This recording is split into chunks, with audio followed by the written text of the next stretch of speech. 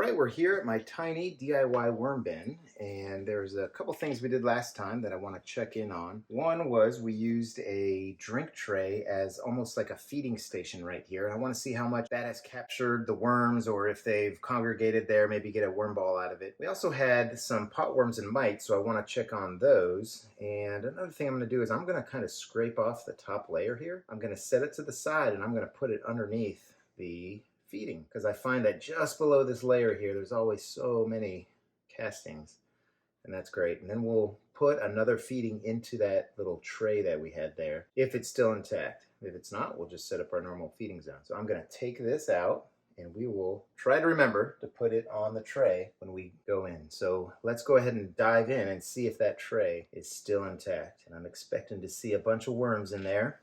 Now I put the bedding on top. I think last time I said I wish I had put it on the bottom, so if it's still intact we'll do that, but that might have made it a little dry, and I'm starting to see some of the coffee grounds, and I see a tiny potworm right there. So we still are having potworms in here, which not anything to worry about. If there was a lot, it would just mean that things are a little out of balance, but let me kind of go underneath and see if that tray is here. And I'm feeling it, and I'm feeling some wiggling.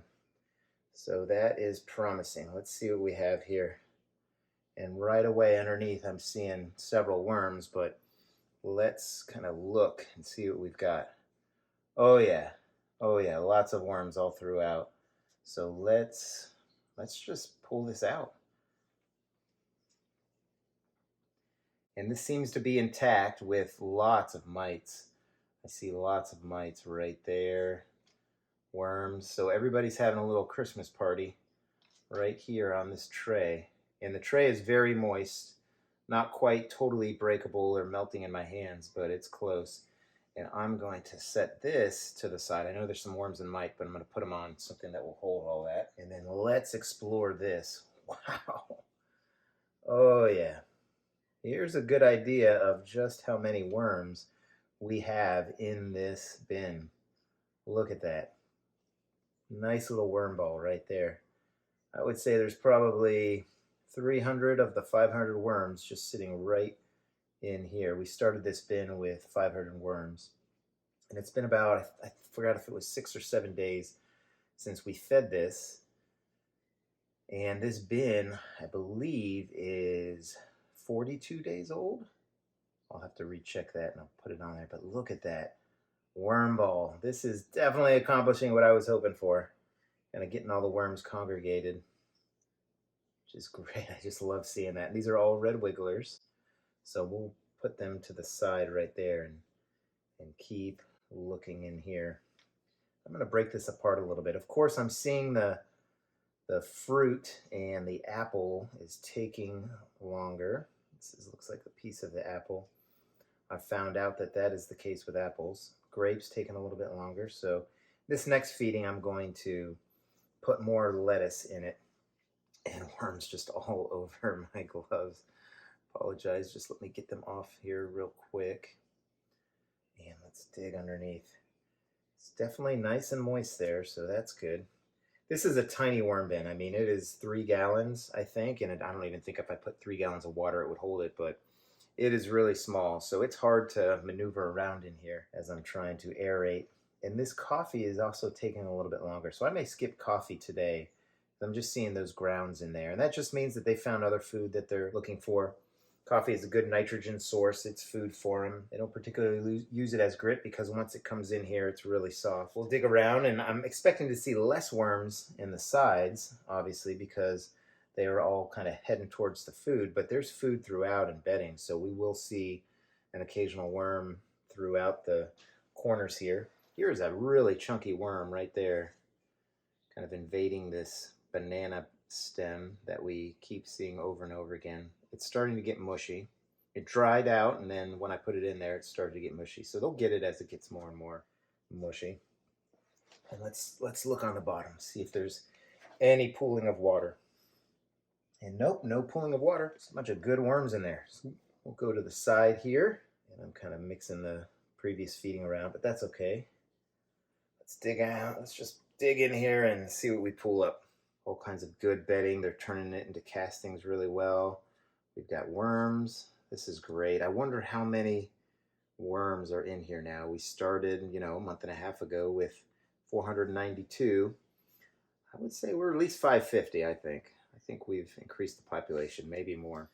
Unfortunately, I don't think I have the patience to count these out again. Right before I started this bin, I counted out the previous amount. And here's a grape that hasn't been squished, so I'm gonna, oh yeah, it mushed. They're gonna enjoy that now. But yeah, I counted them out individually. It took me about an hour, and that was just a kind of a once in a lifetime kind of situation for me there. But there's a nice worm.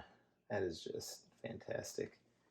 So just have one more corner, and we will have gotten through everything. And unfortunately, that's where that little worm ball was. They've all made their way down, and then I'm going to disturb them again. Sorry, folks. Looking good. Just a great moisture level, and like I've shown in the previous few videos, I squeeze it together, and it kind of sticks together, but then it also crumbles apart. And the shredded cardboard that I use shreds it pretty well. It really makes for easy castings, I think, for them. And when I get closer and closer and stop feeding it, it really helps them to break it down quicker, the bedding I mean. So let's go ahead and reset, and then I'm going to put some of this stuff to the side and hopefully remember to put it back in that feeding zone. So yeah, we'll reset, and I'm going to actually feed a little bit less just so I don't get crazy with mites or potworms. I'm not going to dry it out, which is another technique for, you know, reducing the mites and potworms, because they're just not out of control here. They're doing just fine. It's not a big deal.